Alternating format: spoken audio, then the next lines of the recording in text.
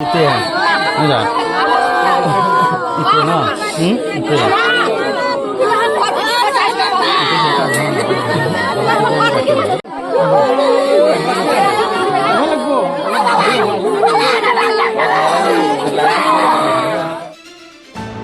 মুকালমুৱাৰ কাণবাৰীত অঘটন বিদ্যুৎ পৰিবাহী তাঁৰত লাগি এজন লোকৰ মৃত্যু।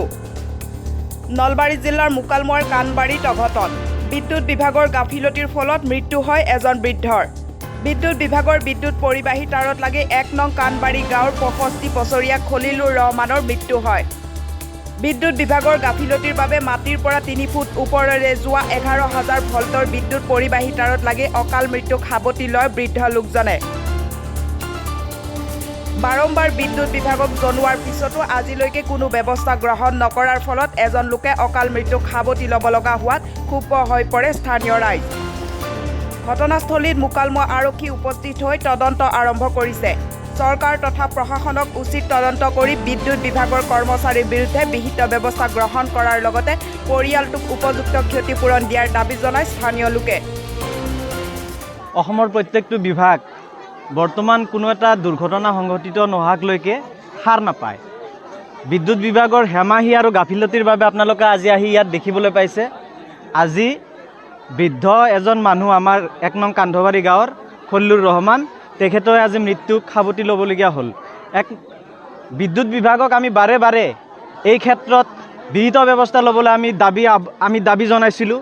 আমি বিদ্যুৎ বিভাগৰ কৰ্মৰত প্ৰত্যেকজন ব্যক্তিক আমি কৈছিলোঁ যে ইয়াত ১১,০০০ যিটো ভল্টেজৰ তাঁৰ, এই তাঁৰৰ যিটো একেবাৰে প্ৰায় ৩ ফুটমান ওপৰত আছে তাঁৰ। গতিকে বৃদ্ধ মানুহ তেখেতে আজি কিবা কামৰ কাৰণে আহিছিলে, আহি কিনে ইয়াতে তেখেতে ইমান ভালদৰে দেখা নাই, আহি তেখেতে ইয়াত কাৰেণ্টৰ তাঁৰৰ লগত লাগি তেখেতে আজি জীৱনটো শেষ কৰিলে। গতিকে আমি অসমৰ বিদ্যুৎ বিভাগৰ দায়িত্বত থকা মন্ত্ৰী মহোদয়ে অতি শীঘ্ৰে ইয়াৰ এটা ক্ষতিপূৰণৰ ব্যৱস্থা কৰিব লাগে এই পৰিয়ালটোৰ ওপৰত, আৰু ইয়াত অতি শীঘ্ৰে বিদ্যুৎ বিভাগে আহি ইয়াৰ ব্যৱস্থাটো কৰিব লাগিব। অন্যথা আমি এই গাঁৱৰ বাসী ৰাইজে তীব্ৰ প্ৰতিবাদ কৰিবলৈ আমি বাধ্য হ'ম।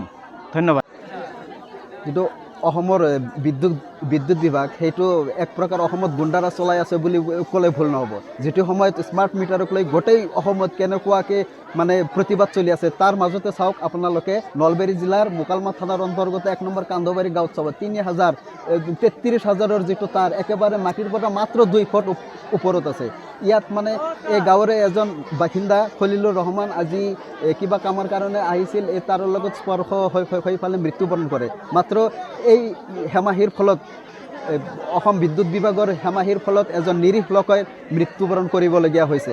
বিদ্যুৎ বিভাগক আমি বাৰম্বাৰ অভিযোগ জনাই আহিছোঁ যে আমাৰ ইয়াত খুঁটাৰ একেবাৰে অৱস্থা বেয়া, একেবাৰে তাঁৰখিনি তলত পৰি আছে, তেওঁলোকে কোনো ধৰণৰ ব্যৱস্থা লোৱা নাই।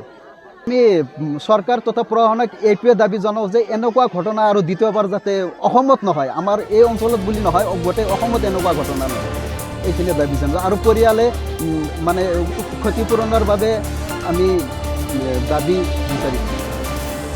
মুকালমুৱাৰ পৰা আবজাদ হুছেইনৰ ৰিপৰ্ট, E24 লাইভ ব্ৰেকিং।